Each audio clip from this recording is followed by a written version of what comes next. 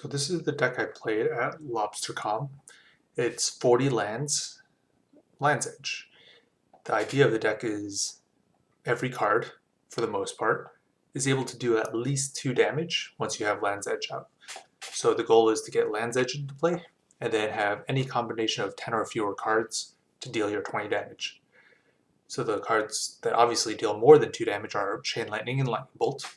Then we have Ancestral Recall, which draws 3, so that must be more than 2 damage. Time Walk at least replaces itself, buys you another turn, and that results in you drawing a card which should be at least 2 damage. Time Twister and Wheel, those draw 7, so those are way more than 2 damage. Land Tax I'm only playing one of. Many people ask, oh, why don't you play more? It's because you can't consistently land tax against a lot of players. You really don't want to draw 2. Drawing 1 off of what Ancestral or draw a 7 or anything like that doesn't deal 2 damage. So I'm not even sure if 1 is correct, but there's 1 in there. Sylvan Library, same thing. I'm not really sure about this one. It got sided out a lot during the day. If you cast it early, it can help you find Land's Edge, so that's why I kind of feel like maybe it helps you dig a little further. You get a reverse Psy Blast. You pay for life to draw an extra land to deal 2 damage, so it can at least replace itself. Sometimes I'm not really sure about this and land tax. Balance is the only card in the deck that can't deal 2 damage, but it's so powerful. Sometimes you just need it to speed bump people. You don't play very many lands into play. Even though I have 40 lands, you rarely have more than 3 in play at a time unless something weird is happening and you need more factories or mazes and stuff like that, or you're trying to cast 2 spells in a turn. But for the most part, ideal plan, you want 3 lands in play so you can balance down their lands, you can balance down their creatures.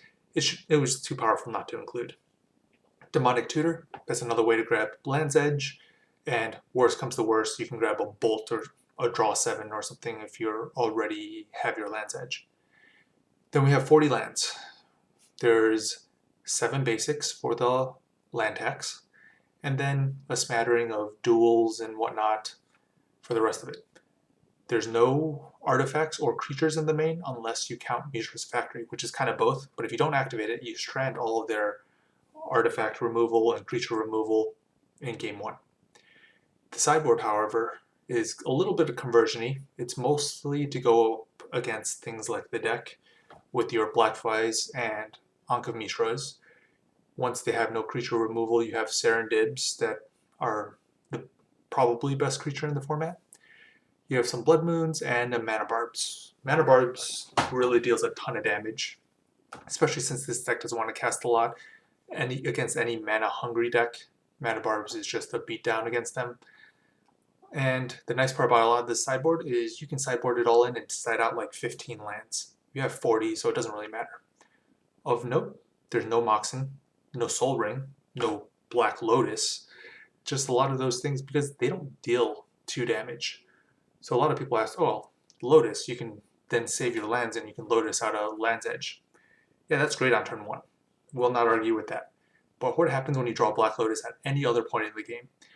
It's okay with a draw 7, but in the end, when you're trying to kill them, it doesn't convert over to 2 damage, so it actually, every time you're going off, you already have your Land's Edge and you're just trying to piece together 20. Drawing something like a Lotus is actually time walking yourself, because you're just short 2 damage whenever you draw it. Same with like a Mox Ruby. And certainly all the off-color Moxen. Soul Ring, same thing. It barely even casts anything in the deck. That's why I decided to cut all these. Now, I wouldn't say that this deck is very good at all. But if your goal is fast games where you don't want to think a lot, this event started at 6 a.m. for me. It was a long day. I played the night before with the opening boil. And I kind of just wanted to hang out between rounds, watch the stream, chat with people. So I wanted something where you didn't have to think a lot and the rounds go very quickly. So I went with this. It's kind of goofy and not going to win any events, but if your goal is just mess around a bit, maybe this is something that's fine. And yeah, I'm going to post all of my matches now, and I hope you enjoy.